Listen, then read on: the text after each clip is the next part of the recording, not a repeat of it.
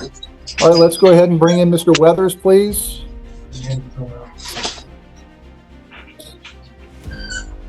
Good afternoon, Your Honor. Good afternoon, Ms. Conley. Did you guys need Weathers, or what was the last name? Yeah, Weathers. that's my turn. Okay. All right, thank you. You are Casey Lee Weathers, is that correct? Yes, sir. All right, Mr. Weathers, I'm Judge Elsenheimer. I'm handling this matter today for Judge Hamlin, who's unavailable. This is an arraignment on a motion affidavit and bench warrant that was requested by the prosecutor's office in Grand Traverse County. And sir, you should understand that, well, before we get to that, let me identify who's here. On your behalf is your attorney, Ms. Conlon. Ms. Copeland is the court reporter. Ms. Henry is the clerk. Mr. Olson is here from the prosecutor's office as well. Sir, the allegation against you is that you had positive test results on the 13th and 15th of October. You had a testing regimen that was part of your bond. The allegation is that you violated your bond, and violation of a bond can be considered to be contempt of court, which can be handled criminally or civilly. If it's handled criminally, it's a separate criminal misdemeanor, carries up to 93 days in jail, a fine of up to $500, but you'd have all the same rights you have in every other criminal case, including the right to an attorney. If you can't afford an attorney, one would be appointed for you at the public's expense. You also have the right to a trial. At that trial, the prosecutor would produce evidence to establish that you violated your bond. The standard of proof is beyond a reasonable doubt. You'd have the right to present your own defense, and if you needed someone to appear, I would order that to happen for that defense. If I thought that the prosecutor or Judge Hamlin thought the prosecutor had met that burden, he'd find you guilty. If he thought they did not, he'd find you not guilty. Ms. Conley, you've had a chance to discuss this matter with your client, correct? I have, Your Honor. Thank you. Mr. Weathers would admit to the alleged violations at this time. All right, thank you. So, Mr. Weathers, your attorney indicates that you're going to accept responsibility for the violations on those two dates. Is that correct? Yes, sir. All right, please raise your right hand. You solemnly swear or affirm that the testimony you're about to provide will be the truth, the whole truth, and nothing but the truth, so help you God? I do. All right, sir. I don't want you to talk about the domestic violence charge against you right now, third offense, or I suppose it's third or subsequent. We're not going to talk about that at all. We're only talking about this bond matter. Do you understand? Yes, sir. All right. The allegation is that you had test results on the 13th and 15th that were positive. It looks like they were positive for alcohol. Is it true that you used alcohol on those 2 days? Yes, sir. All right. So no surprise to you that you violated your, pardon me, that you had positive tests on those No, days? sir. Just right? bad decisions, bad choices. That's it. All right. I understand. All right. It's clear to me that you did violate your bond. I'm going to so find. Let's go ahead and have a conversation regarding bond going forward. Ms. Conlon, we'll start with you. Well, Your Honor, Mr. Weathers has been on bond since on or about July 22nd. He's been compliant with his bond conditions up until these violations. He did, and he and I had a talk about this, Your Honor, when I got the bench warrant, and he admitted freely to me that he did relapse to alcohol. He had some stressors going on in his life, and unfortunately made a bad choice to drink, and he'd be the first person to tell you that. But other than this, he has done quite well on bond. He has not violated the no contact order at all. And he's been compliant with all of the terms. And he did turn himself in on the warrant, Your Honor. He is employed. He has jobs he can get back to if he's released. We do have a final conference in this matter on November 8th, and then we've got trial dates in December. So we'd respectfully request, Your Honor, that bond be reinstated with whatever conditions the court would feel appropriate to ensure that Mr. Weathers does not drink again, including a CAM unit. He will gladly pay for and wear a CAM unit till we get this matter resolved in order to be free to work. All right, thank you, ma'am. Let's go ahead and hear from the prosecutor, Mr. Olson. Your Honor, I would note that the violation report indicated that the defendant drove off after providing a positive PVT. He was very close to the legal limit. we would have concerns about that. We would ask the court respectfully to impose a cash bond on this case. This bond was modified on September 27th to include additional conditions of no alcohol consumption testing. We did request a tether at that time. The court denied that on the basis that the check-in app has location data, but we would respectfully ask for a cash bond as well as a cam unit that the defendant be required to wear. All right, I'm concerned about even releasing the defendant whatsoever in this case. Looking at the reports that came in with regard to his testing, the prosecutor is correct. On the 10/15 date showed him at a .077. That is just shy. Your Honor, I don't drive. Here's where things start to move fast. The judge asks if Weathers plans to admit to the violations, and his attorney confirms it immediately. Weathers raises his hand, swears in, and admits that he drank alcohol on those 2 days. No excuses, just bad decisions. It's one of those rare moments where honesty doesn't save you. It just seals your fate. The judge acknowledges the admission but keeps his composure, marking the violation as proven. You can almost sense that silent disappointment in the courtroom. The judge's patience feels thin, and while Weathers thinks honesty might help him, it only reinforces how badly he's broken trust. You can feel the slow burn of consequences beginning to form. Hang on, Casey. Okay. That is just shy of the .08 level. Maybe the defendant wasn't driving, but the indication from New Directions is that he left the parking lot at a high rate of speed in a dark Dodge. The indication also is that he was belligerent during the testing, that he did not comply with the urine screening, was unable to produce a specimen.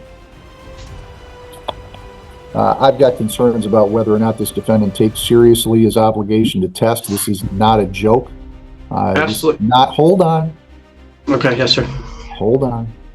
This is not a joke. This is not something that is voluntary. This is not just a attempt to touch base with you and see how you're doing. This is a order of the court. And if you don't comply with it, then you can be held in criminal contempt, which is another 93-day misdemeanor. And frankly, you are getting awfully close to looking at that kind of response here. Having said that, I do think that there is an opportunity here to safely monitor the defendant and to keep the public safe as well. I'm going to go ahead and grant the defendant bond. I'm going to require that it be a cash bond. It's a $2,500 cash bond. I'm also going to require that he wear a cam unit that will test his alcohol. If he tests positive at any time, or there's any issues with that cam device, then it'll be certainly my recommendation to Judge Hamlin or any other judge reviewing that he be held until this matter is ultimately resolved. These are serious charges. These activities are serious. At least there's some evidence, hasn't been proven, hasn't been charged. You may have driven pretty close to being drunk. So I've got some real concerns about this, and I think that we need to keep a tight rein on you until this matter is ultimately resolved. If you have issues with my bond decision, you can bring them up to Judge Hamlin. I'm sure he'd like to hear from you. Is there anything else that we can address with regard to bond, Ms. Conlon? Not for us, Your Honor. Okay, Can I speak to an attorney? Mr. Maybe we have a breakout room. I'll allow you to do so. Let's go ahead and put Mr. Weathers and Ms. Conlon in a breakout room, please. Now, the courtroom turns into a tug-of-war over mercy and accountability. Weathers' attorney tries to convince the judge that her client just made one mistake. He's been compliant for months, turned himself in, and is even willing to wear a continuous alcohol monitor. She paints him as responsible but human. The prosecutor, though, isn't letting that slide. He reminds the court that Weathers blew close to the legal limit, acted belligerently, and drove off afterward. The judge listens carefully, but you can see the frustration building. He's no longer treating this as a routine case. It's now about whether Weathers can be trusted at all. The tone is respectful, but under the surface, it's pure tension, and you know it's leading somewhere explosive. Go ahead and go back on the record. in People v. Weathers. We lost everyone for a moment, but Mr. Weathers back along with his attorney. They've had a chance to speak. Was there anything else, Ms. Conlon, that we needed to address for the defense? No, Your Honor, Mr. Weathers was just wondering if you would consider a 10% bond for him as he's unable to post the $2,500. All right, let's go ahead and hear from Mr. Olson as to the modification of the bond request. Mr. Olson?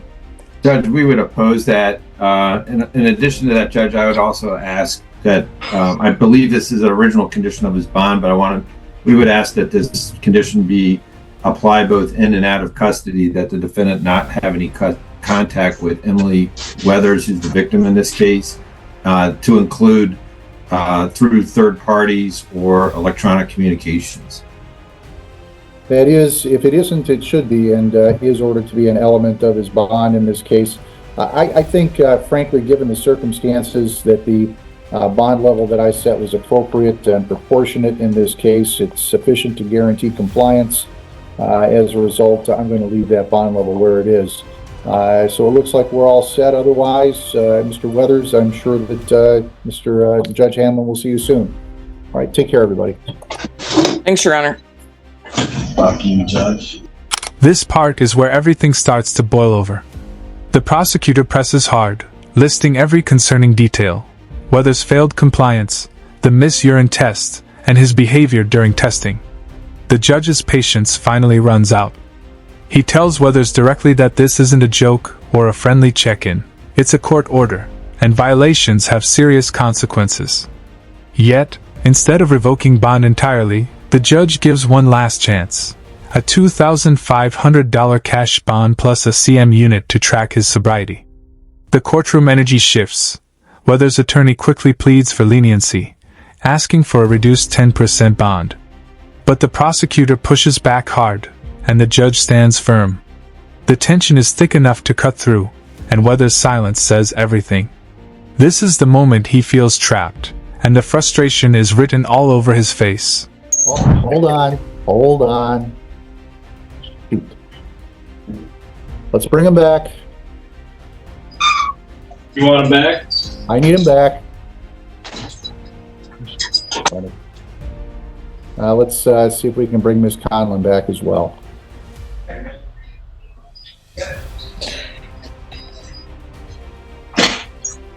Your Honor, I was logging out when I heard Mr. Weathers' comment, and I assume you want him back. I want him back, and I want him back. So all right, let's go ahead and go on the record. This is People of the State of Michigan versus Casey Weathers. The underlying file is file 24-15084-FH. The court had just ended the bond hearing when the defendant was being removed. He may or may not have been aware that the microphone was still on and picked him up, referencing the fucking judge. That is an act of contempt. It is contemptuous of this court and the court system. That subjects you, sir, to up to 93 days in jail, a fine of up to $500. I would note that this is direct contempt because it occurred directly in front of the court. The court therefore initiates summary proceedings and swears himself in. I do solemnly swear or affirm the testimony I will give will be the truth, the whole truth, and nothing but the truth. So, as I said, I just completed the hearing on bond for Mr. Weathers. Mr. Weathers made the comment I've already referenced as he was leaving. He probably wasn't aware that the microphone was still on. Maybe he was. I know he's angry about the level of bond that was put in place, but he obviously showed contempt for the court. Ms. Conlon, do you have any questions for the court with regard to the statement that I've referenced on the record? I don't, Your Honor. Thank you. Mr. Olson, do you have any questions for the court with regard to the statement I've just referenced? No, Your Honor. All right. Do either of you wish to present any additional evidence at this time in summary proceedings? No, Your Honor. Thank you. No, Your Honor. All right. Thank you. All right. I do find that the defendant is in contempt of court. This is direct contempt. It is a criminal contempt violation. The maximum potential sentence is up to 93 days, a fine of up to not more than $7,500 in this circumstance. I can also put the defendant on probation. There are no damages here. My feelings aren't hurt. So as I said, there's no damages. The defendant has had Ms. Conlon here present throughout these proceedings. Sir, you simply can't engage in that kind of behavior when you're dealing with court. I understand you're angry. I get it. Believe me, I deal with angry people every day. You just can't do that. That shows contempt for the court system. And I have an obligation, frankly, to that system to take appropriate action when someone is in contempt. Ms. Conlon, do you have any argument regarding sentence? No, Your Honor, thank you. Mr. Olson, do you have any argument regarding sentence? No, Your Honor, thank you. All right. Mr. Weathers, do you have anything to say on your behalf before I sentence you for contempt of court? I apologize, Your Honor. I was out the door. I had no idea. This is all. I know. I get it. I do. And I know it can be very frustrating. So look, I turned myself in thinking I was doing the right thing, and now I'm just stuck. Like, Mr. I don't. Weathers, you did. You can't, you can't say those kinds of things about a judge. Even if you feel that way, you can't do it. Your Honor, I don't even know you, Your Honor. I wasn't trying Right. I just can't believe I turned myself in, and I thought I was going to be able to get back out. That's why I turned myself in. That's all. I guess it's just frustrating. I'm sorry. I'm sorry for taking my frustration out on you. It's not your fault. It's my own fault for getting myself in this position. I apologize, Your Honor. And then, it happens. The moment that turns this hearing into viral courtroom chaos. After the judge ends the hearing, Weathers mutters a profanity directed straight at him, unaware his mic is still hot. The courtroom erupts in disbelief. Within seconds, the judge orders him back, initiating a summary contempt hearing right on the spot. What was once a bond discussion instantly becomes a live disciplinary session. No hesitation, no delay. The judge makes it clear that this behavior won't slide. The calm authority now turns into cold justice as the courtroom witnesses Weathers' downfall in real time. It's a perfect example of how one careless outburst can change everything in a matter of seconds. Believe you, and I accept your apology. Having said that, the system does require a pound of flesh from you, and here's what I'm going to do. I am going to sentence you to 2 days in jail for this violation. You'll start serving that now. And that just means that even if you were able to come up with a bond, you wouldn't be able to be released for 2 days. I'm not going to assess you any additional fines in this case because I know that you're trying to raise money in order to be able to deal with the bond that I've already put in place. I don't think it serves justice to assess any additional fines and costs against you. But Mr. Weathers, I will tell you that if you violate the law again like this, I mean, this is a misdemeanor violation. It's on your record now. If you violate the law like this again, you should expect a longer jail sentence and the possibility of a real fine. Do you understand? Yes, sir. All right. Very good. Thanks, everybody. Thanks, Your Honor. Now we reach the final act, where consequences meet remorse. Brought back before the judge, Weathers quickly apologizes, claiming frustration and misunderstanding. The judge listens but remains steady, explaining that contempt can't be brushed off with regret. Then, he delivers his decision, 2 days in jail. It's short, but it's symbolic, a sharp reminder that respect for the court isn't optional. The judge even notes his feelings aren't hurt, but justice must still be served. It's poetic in a way, measured punishment for an emotional mistake. The judge closes firmly, ensuring Weathers leaves with both a record and a lesson learned. If you enjoyed this breakdown, don't forget to like the video, subscribe to the channel, and we'll see you in the next one.